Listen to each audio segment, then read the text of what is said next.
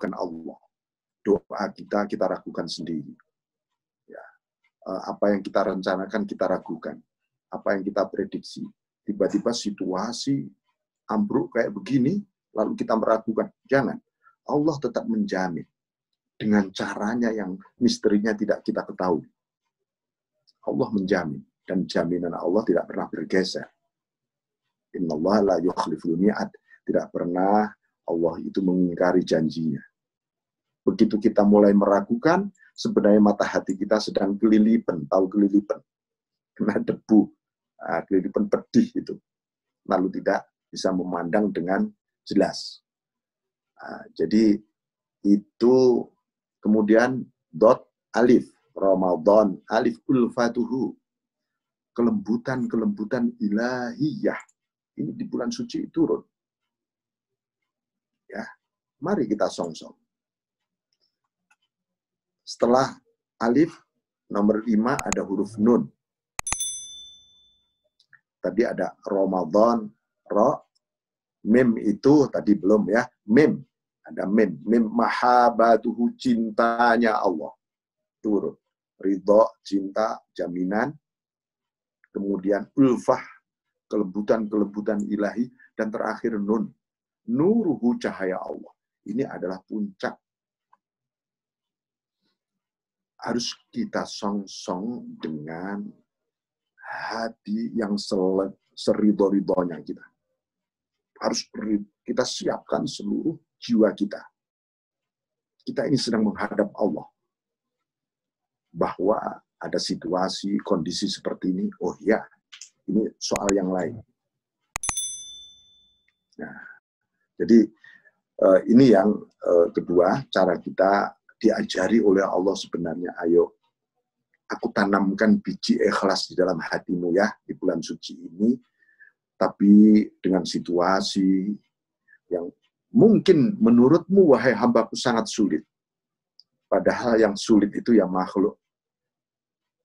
Maka Syekh Abil Hasan Asyadzili pernah memaknai sebuah hadis luar biasa.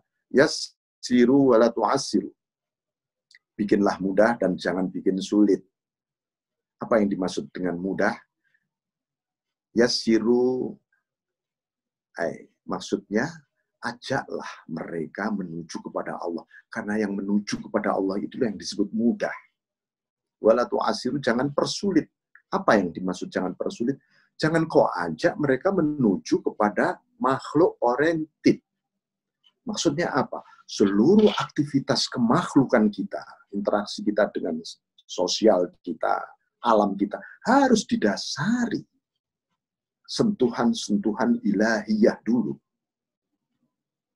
Ya, jangan dibalik. Aku tak bekerja, nanti kalau sudah sukses aku berjuang. Aku mau berinteraksi sosial, nanti baru berinteraksi dengan Tuhan. Aku kepengen menyiapkan dulu caraku sholat, sampai bisa khusyuk, baru aku sholat. Itu tidak akan pernah sholat, tidak akan pernah ketemu Tuhan, dan tidak akan pernah merasakan sentuhan-sentuhan ilahi malahan. Ya, maka di Quran, wabtaghi fima ataqallahu daral akhirah. Carilah akhirat dulu. Walatan sinasi bagaimana dunia. Jangan lupa dunia. Tapi oleh masyarakat modern tiba-tiba dibalik. Hai, berburulah dunia, jangan lupa akhirat. Malah oleh kaum munafikin, orang-orang munafik, dicampur aduk lagi. Campur aduk bagaimana? Ayo kita berburu akhirat supaya dapat dunia yuk. Akhirnya, ya, rame-rame atas nama spiritual, atas nama agama, ujungnya untuk mencari dunia. Itu kaum munafikin. Mengerikan. Nah, jadi, oke. Jadi yang terpenting, yang ketiga, ya, jadi bagaimana kalau Allah memberi cobaan? Sabar dan ridho, hanya itu saja. Sabar, ridho, nanti akan tumbuh solusi. Kalau kita diberi cobaan, tiba-tiba emosional, tiba-tiba menyalahkan sana, menyalahkan sini, nggak bakal ada jalan. Allah kamu sabar dulu. Cobaan ini ibarat air diaduk, putek, biarin dulu, mengendap, kelihatan mana air, mana minyak. Ini mana air, mana kotoran. Nah, baru ambil keputusan.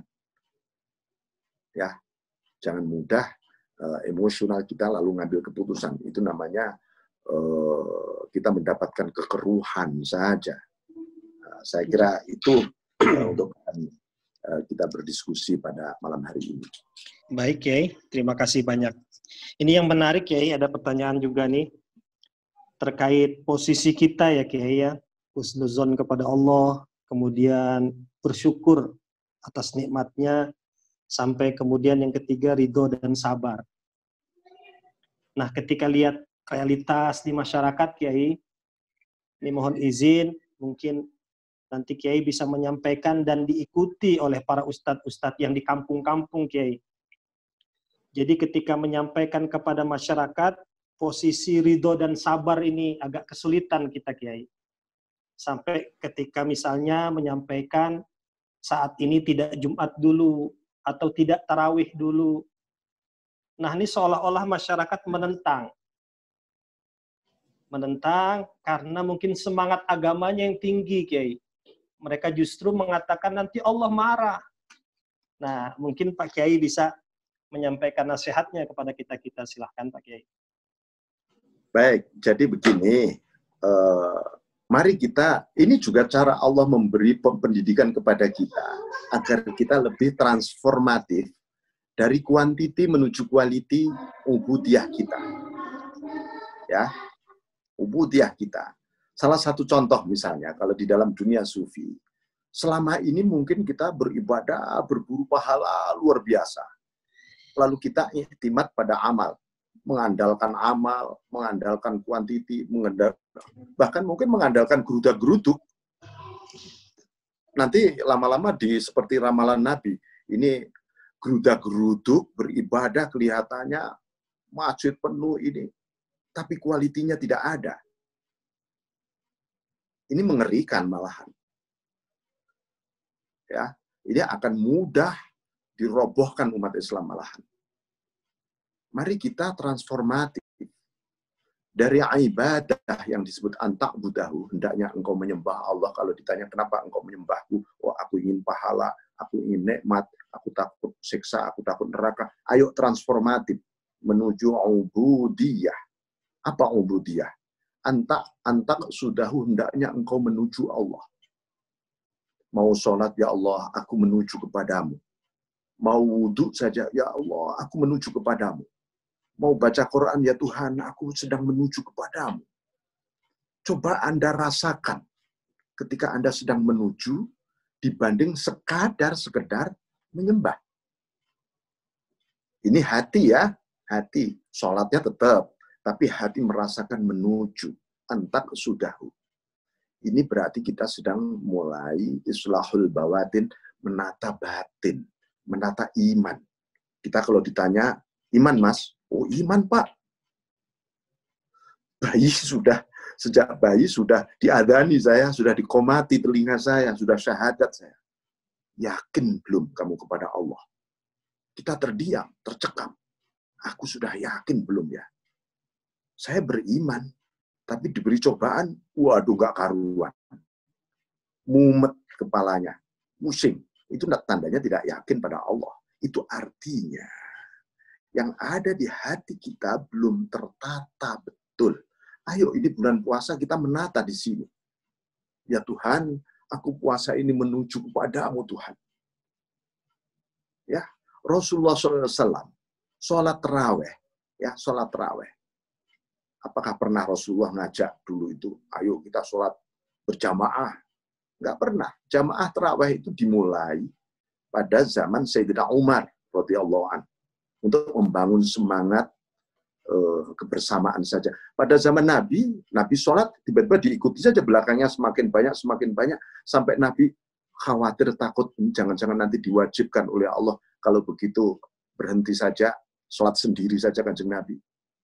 Coba, ini untuk menunjukkan bahwa quality hubungan spiritual ini harus mulai dibangun. Ya Allah, pernah nggak misalnya kita semua umat Islam ini ketika sholat, ya Allah, ini Engkau dan aku saja Tuhan. Aku hanya ingin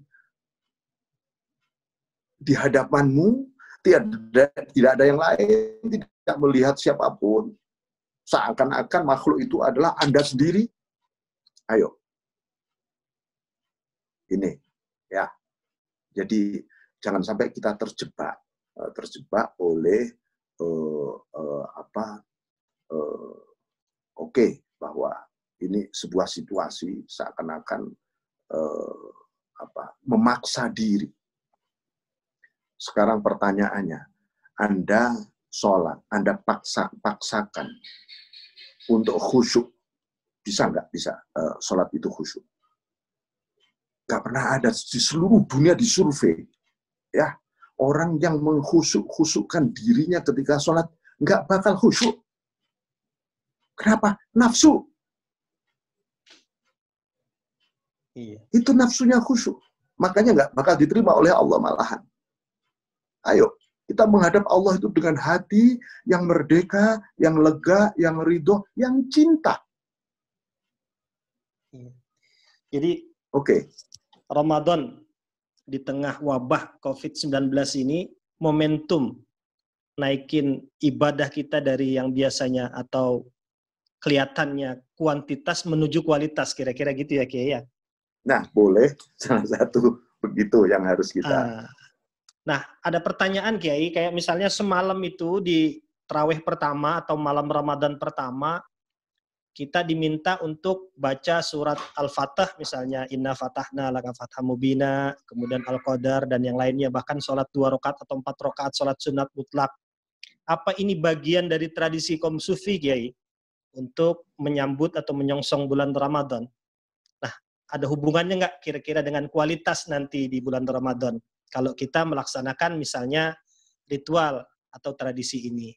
Mohon dijelaskan Pak Kiai. Ya, itu salah satu sunnah yang tradisi kebajikan ya. Tradisi kebajikan. Itu para sholihin melakukan itu. Tetapi bahwa yang terpenting adalah kita siapkan ini hati kita. Ya, kan Allah menyebutkan seluruh amal itu libni Adam, untuk seluruh illa shaum, kecuali puasa, fa innahu li wa ana adzibih. Ini kita belajar li, memasuki dunia li-nya Allah tadi loh ya. Li itu artinya untukku. Ya Tuhan, ini untukmu. Hatiku untukmu. Zahir dan batinku untukmu. Allah sendiri yang akan balas. Bayangkan, kita kepengen dibalas langsung oleh Allah atau melalui hitungan-hitungan malaikat. Ini puasa. Oleh karena itu, saya berharap ya memang ini meningkatkan satu quality betul. Quality. Gitu. Maka zikir kapan, di mana saja, hati kita harus terus mengingat Allah, berzikir. Minimal tetap terus bunyi Allah, Allah, Allah, Allah di hati. Kita sedang tarawih, sedang baca Quran, sedang zikir, sedang beraktivitas apa saja, di hati tetap bunyi Allah, Allah, Allah. Agar apa? Agar kita nggak lepas dari Allah. Ya. Atmosfer ilahiyah luar biasa yang tersembunyi di dalam 5 huruf tadi, dalam Ramadan tadi. Ya. Sebelum kita ke tadi Kiai, melanjutkan yang Ramadan itu, ini ada pertanyaan misalnya bacaan-bacaan kaum sufi atau bacaan-bacaan ulama terdahulu terkait wabah ini Kiai. Nah, ini lebih spesifik lagi di li khamsatun utfi biha harral waba il hatimah dan seterusnya itu Pak Kiai. Nah, itu bobotnya atau sampai kemudian ulama, terutama ini katanya kan Mbah Hashim Asy'ari ini yang mengijazahkan atau menyampaikan kepada umat terkait syair terhadap wabah. Nah, ini seperti apa Kiai kaum sufi melihat baik. Itu cara kaum sufi menyampaikan kepada amatul mukminin. Umumnya orang beriman, dia butuh banget ya suasana yang disebut pertolongan itu sesuatu yang instan. Kelihatannya kan begitu ya.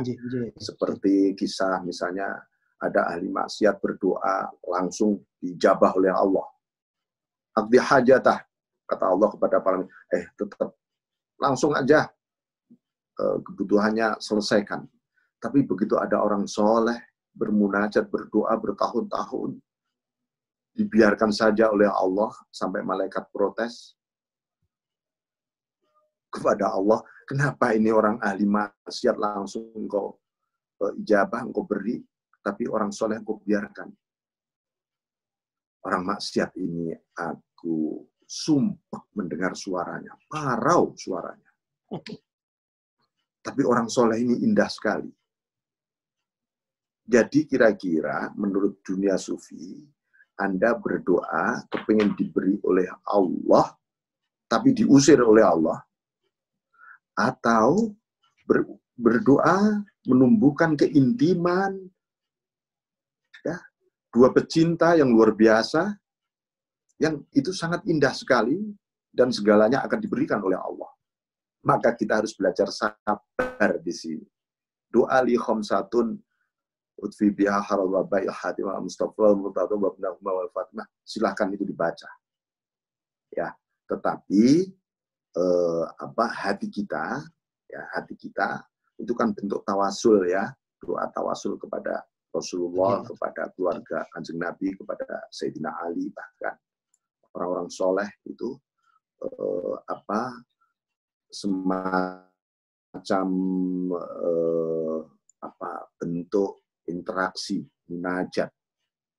Memang kita ini oleh Allah diperintahkan bertawasul untuk apa? Itu memang cara Allah mencintai kita, menyayangi kita. Lalu kita, kenapa Allah tidak membuat orang seluruh dunia beriman saja semua? Ya, tidak membuat orang baik semuanya. Harus ada wahyu, harus ada nabi, ada rasul, ada malaikat, ada sekolahan hari ini, ada peradaban yang bergerak. Ini cara Allah muliakan manusia. Nah, tentu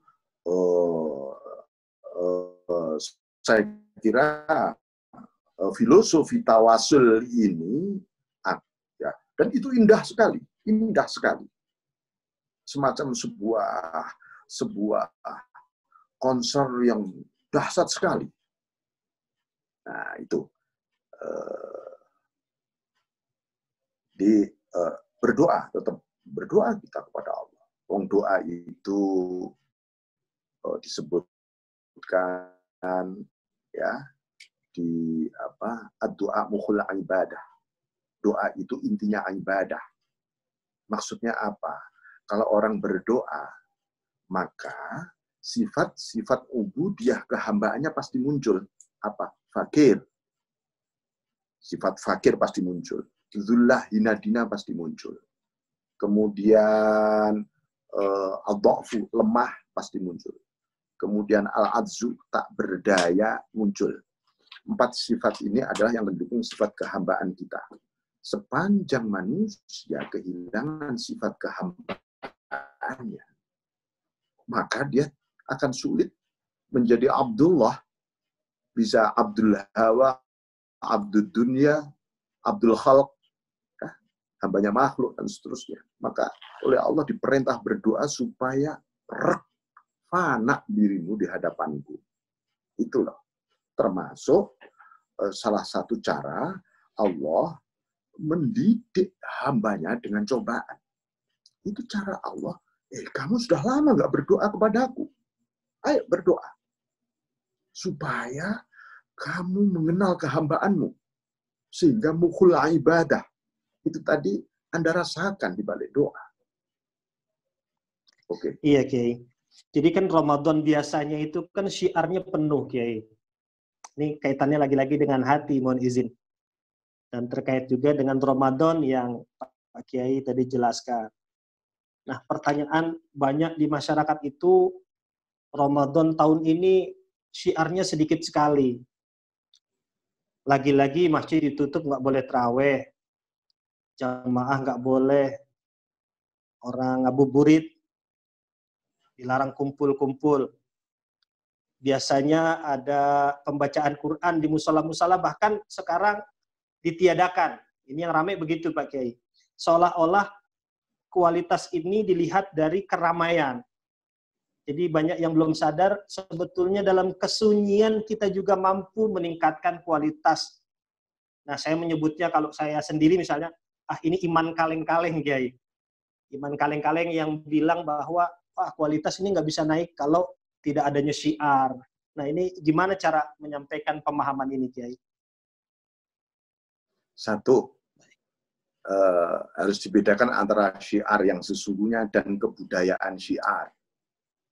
Ya, kebudayaan syiar kita itu lebih pada gebiar, pada ornamental, pada sesuatu yang skriptural, kulit, ya, formality,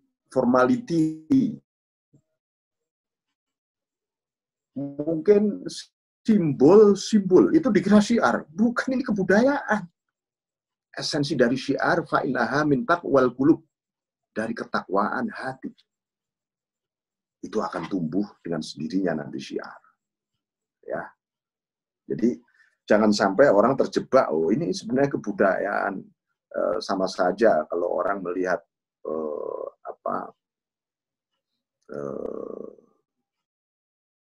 ini tarian sufi atau ini sebenarnya aktivitas dunia sufi sih. Gitu. Harus dibedakan antara art, kebudayaan, dan esensinya. Makanya syiar pun jangan sampai malah menumbuhkan riak, ya, malah menumbuhkan riak. Ini menyakitkan,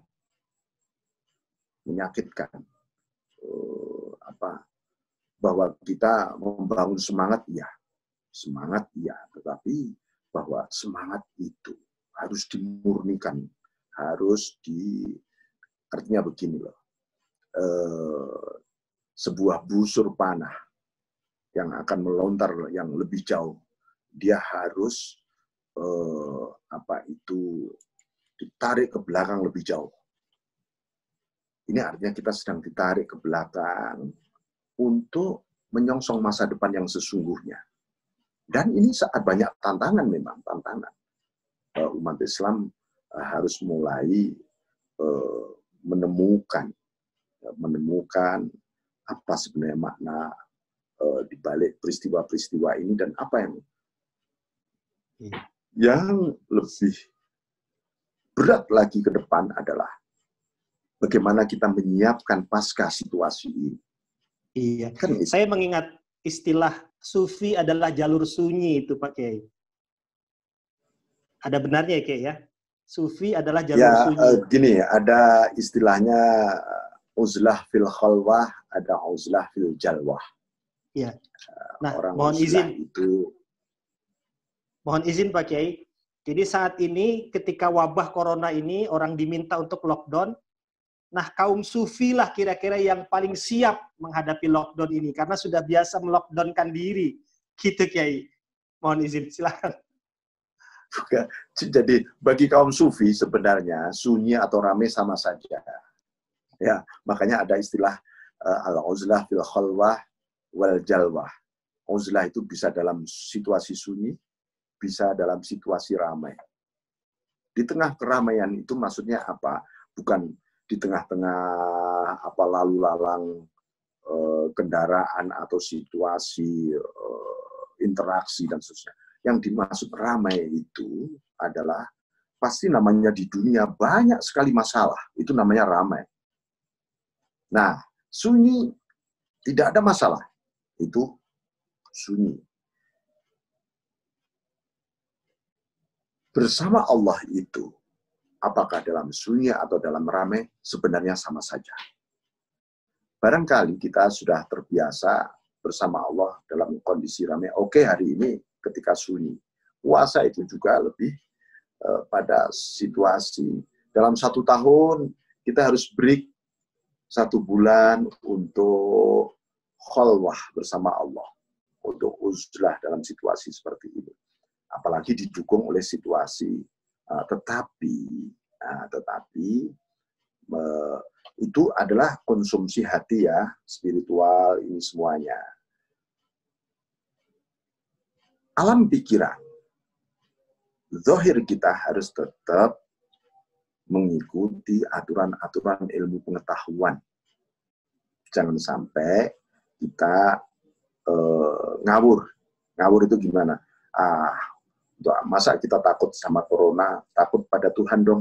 Itu betul kalimatnya, tapi digunakan untuk hal yang salah. Itu ya. Lalu orang sembrono, ngawur, nggak karuan. Takut itu kan di sini. Di sini kita berbicara ilmu pengetahuan, kita berbicara ikhtiar, karena ikhtiar itu juga diperintah oleh Allah. Gitu. Tapi tidak di sini. Di sini hanya dengan Allah ikhtiarnya. Di sini akal pikiran ya kita ikuti aturan-aturan menurut para ahlinya. Para ahlinya gimana? Ya para ahlinya yang ditentukan oleh institusi-institusi yang berwenang. Nah, itu harus kita turuti. Jangan sampai nanti ya seperti tadi, wah kelihatannya kok Tuhan marah ini gara-gara nggak ada tarawih, nggak ada sholat Jumat, nggak ada ini dan seterusnya. Nah itu namanya kan suudzon kepada Allah itu namanya. Iya. Baik Kiai, ini waktunya. Baik. Nah, terima kasih. Terakhir Kiai, mohon izin. Ya. Pesan-pesan buat kita semua di Ramadan ini sebelum doa Kiai. Kita minta didoakan juga sama Pak Kiai. Ada pesan-pesan yang ingin disampaikan? Ya. Kita buatin quote ya, nanti. Saya baik. Oke, saya pesan-pesan aja kalau soal doa hari ini semua harus berdoa sendiri-sendiri. Itu ya. Baik. Jadi bahwa kita ini bersabar ini kan panjang. Bersabar menghadapi cobaan itu umum. Ada yang lebih berat lagi bersabar ketika kita sedang taat. Umumnya orang taat itu nggak sabaran. Ada yang lebih berat lagi sabar menghadapi dosa. Orang yang sudah hobi berdosa itu sulit sekali bersabar untuk tidak berdosa. Apalagi dosa jadi hobi. Yang ketiga, sabar ketika menghadapi nikmat. Umumnya manusia menghadapi nikmat tidak ada yang sabar. Ada lagi, paling berat, sabar billah wa ma'allah. Sabar bersama Allah dan beserta atau disertai oleh Allah. Istiqomah zahiran wa batinan billah bersama Allah. Paling sulit sabar itu. Ya, maka oke, saya kira ini belajar di bulan suci Ramadan ini dan hari ini kita menghadapi musuh terbesar. Ya, musuh terbesar kita di bulan suci ini siapa? Hawa nafsu kita sendiri. Dah titik. Itu yang setiap hari apapun yang terjadi kita lihat, ya Allah, hawa nafsuku lebih besar yang harus aku musuhi saat ini. Bukan manusia, bukan orang. Ya, saya kira demikian. Saya mohon maaf yang sebesar-besar. Doanya, Kiai, katanya Al-Fatihah lima quri'at lah. Fatihah saja, Kiai, biar didoain. Ya, banyak mari Al-Fatihah. Bismillahirrahmanirrahim. Alhamdulillahirabbil alamin, arrahmanirrahim, maliki yaumiddin. Iyyaka na'budu wa iyyaka nasta'in, ihdinas siratal mustaqim. Suratul ladzina an'amta 'alaihim ghairil maghdubi 'alaihim waladdallin. Assalamualaikum warahmatullahi wabarakatuh. Waalaikumsalam warahmatullahi wabarakatuh. Terima kasih banyak Pak Kiai atas siraman rahmat, siraman rohaninya kepada kita semua. Terima kasih dari kami, kurang lebihnya mohon dimaafkan. Wallahul muwaffiq ila aqwamit thoriq. Wassalamualaikum warahmatullahi wabarakatuh.